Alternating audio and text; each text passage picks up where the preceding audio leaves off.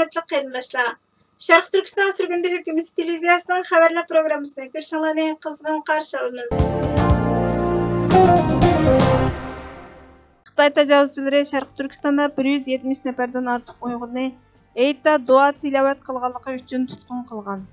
Xitoy tajovuzchilari 20-iyuldan 23-iyulgacha bo'lgan, ya'ni Qurbon hayiti mezgilida nayranglarini ishqa silib, dunyo jamoatchiligining nazarida xuddi kishilik huquqqa hech daxl ta'ruz qilmayotgandek bir tunishni yaratish orqali o'zini begunoh, nohaq ayblanguvchi, dunyoning besimiga uchirg'uvchi bichora qilib ko'rsatish maqsadida o'zlari etayotgan bir qism masjidlarni ichib, 50 yoshdan yuqorilarning hayit mezgilida namoz va duo tilovat qilishiga ruxsat qilgan.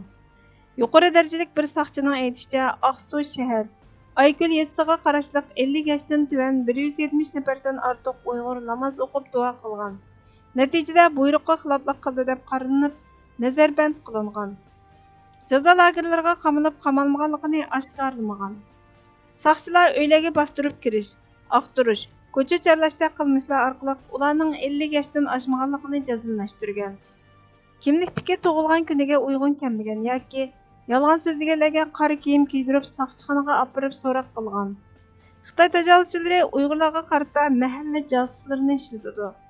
Josuslar o'zi mas'ul bo'lgan doiradagi 10 oilaning uyida ibodat qilib qilmaganligidan soqchixonani xabardor qiladi. 2017-yildan boshlab faqat otishdilar 60 yoshdan oshganlarning duo tilovat qilishiga yo'l qo'yilgan ekan. Yoshlarning masjidga kirish cheklangan bo'lib, agar masjidga kirsa yezili qurolliq bo'lim jazo lageriga qamagandan keyin oilasiga telefon qilib xabar qiladi ekan. Hindiston va Xitoy Sharqiy Ladakhdagi 15 oydan beri davom qilayotgan jiddiylikni oxirlashtirish uchun amaliy kontrolsiz qilingan Xitoy tarafidagi Moldoda ikki davlatning oliy darajalik harbiy qo'mondonlik qatlamida o'tkazilgan uchrashuvda bulturqi to'qinishdan keyin Xitoy va Hindiston harbiy rahbarlari birlikda suratga tushish orqali o'zlarining rayondagi yangi to'qinishlarning oldini olishni xohlaydiganligini ta'kidladi. Hindiston tashqi ishlar ministri Subrahmanyam Jayshankar bayonotida chegaradagi jiddiylikning Xitoy bilan Hindistonning munosabatiga salbiy ta'sir ko'rsatganligini aytdi. Ikki davlatning matbuotlaridagi xabarlarda Ladakhdagi talash-tortish qo'zg'agan ikki nuqta bo'lgan Gogra va Issiqbuloqdan askar chekindirish suhbatida ilgirlashlarning bo'lganligi bayon qilingan. Hindiston armiyasi bayonotchisi polkovnik Sudhir Chamuli bu uchrashuvning 7-oyning 31-kuni Sharqiy Ladakh rayonining Xitoy tarafida boshlanganligini aytdi. Ammo tafsiliy to'xtalmadi. Sharq Turkiston bilan Tibetni tutashtirib turadigan 4 kilometr egizlikdagi bu chegara Qaraqurum kirish eg'izi Xitoy uchun strategik ahamiyatga ega. Garchi shundaqdimi bu Xitoyning Hindiston bilan bo'lgan ziddiyatni pasaytish niyati borligini ko'rsatgandek qilmaydi. Yaqinda Xitoyning Hindistonning Tibet va Afg'oniston chegaralarida qattiq harbiy manevr o'tkazganligi oshkorlandi. Tunji manevrda Xitoy raisi Shi Jinping Tibetda Arunachal Pradesh va Lxasaga yaqin Niyingchini ziyorat qilganda Talibanning rahbarlari Xitoyda kutib olindi va Amerika tashqi ishlar ministri Antony Blinken Afg'onistondagi ochqishliq masalalar to'g'risida Hindistonning rahbarlari bilan suhbatlashdi va Dalay Lamaning Hindistondagi vakillari bilan ko'rishdi. Bu Xitoy Amerika Hindistonning diplomatik qobiliyatini sinov qilish uchun olib berilayotgan harakatlar edi. Taliban Xitoy bilan aplashish uchun harakat qilmoqda. Xitoy Tibetni texmi ching tutmoqda. Bu Hindiston uchun foydali emas.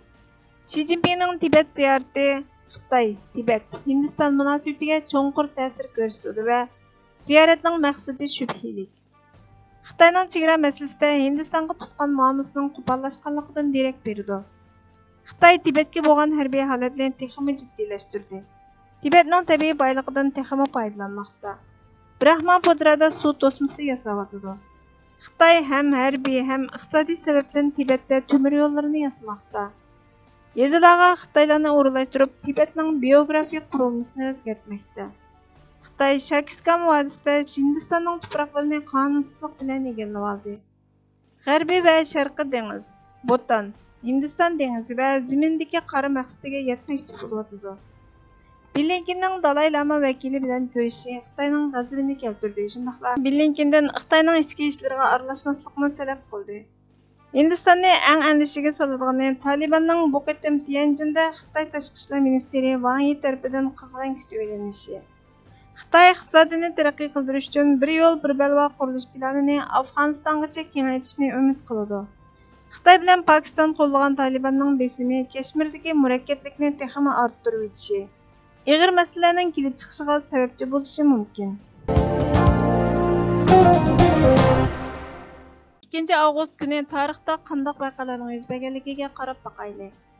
Eng oldi bilan Sharq Turkistonning yaqinqi tarixiga qaraydigan bo'lsak, garchi Xitoy tajovuzchilari Sharq Turkistonni ishg'ol qilib olgandan keyin diniy olimlarni, to'pisi ko'rinarli ziyolilarni, shundaqla aql hushi joyida insonlarni bostirib, insonlarning diniy e'tiqodi va turlik erkinligini cheklab kelayotgan bo'lsa-mu, 2012 yili 2 avgustda davlatning xizmatdagi va pensiyaga chiqqan har soha har kasbdagi barliq kadrlari o'quvchilarning diniy faoliyatlar bilan shug'ullanishini cheklash huquqi atalmish Şinjan Uyg'ur Abdunum rayonining ma'muriy organ to'rbitida rasmiy e'lon qilindi.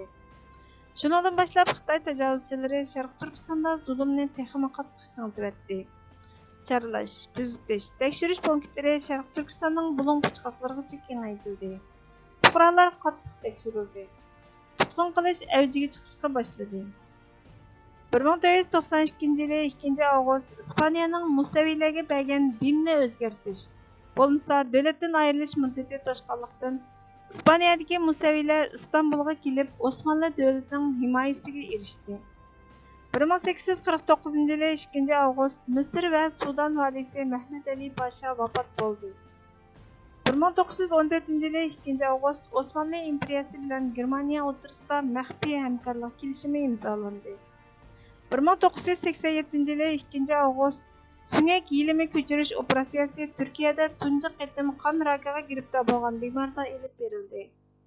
1990 yili 2 avgust Saddam Hüseyin boshchiligidagi Iroq Kuvaytga besib kirdi. Kuvayt amiri Jabir al-Ahmad al-Sabah Saudiya Arabistoniga qochib ketdi.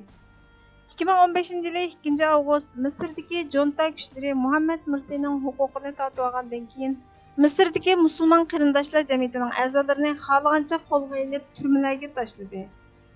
Musulmon qarindoshlar jamiyatining a'zosi Ahmad G'azdan va Jamoat al-Islomiyning a'zosi Sheyx Izzat as-Selamuni Misrning zindonlarida shahid qildi. 1875 yili 2 avgust kuni dunyoning tunji muz teyilish maydoni Londonda ochildi. Bayroq dinga emas, davlatga vakillik qilgan ekan, o holda bayroq davlat qurilgandan keyingi tunji qatimliq parlament yig'inida butun mamlakat xalqining o'rtaq tanlashi va ovoz berishi asosida bekitildi va e'lon qilindi. Bizning davlat bayrog'imiz bo'lgan ay yulduzliq to'rt bayroq xuddi shundoq bo'lgan. Ya'ni 1930 yili qurilgan Sharq Turkiston Islom Jumhuriyatining parlament yig'inida bekitilgan va dunyoga e'lon qilingan. Bu ishlarga boshchilik qiluvchi Sobit Damullam islom dunyosida tunilgan diniy olim. Bugungacha o'qishishi kelmagan siyosiyon. Shiriyurak mujohid edi. U bizga vatan davosida xalqaro sahnada puturab turadigan asos yaratib berdi. Bu nuqtadan uni tariximizga eng ulug' shaxs desakmi oshirib o'tgan bo'lmaymiz. Aşı bayroqning tiklanishi uchun Sobit Damullah shahid bo'ldi.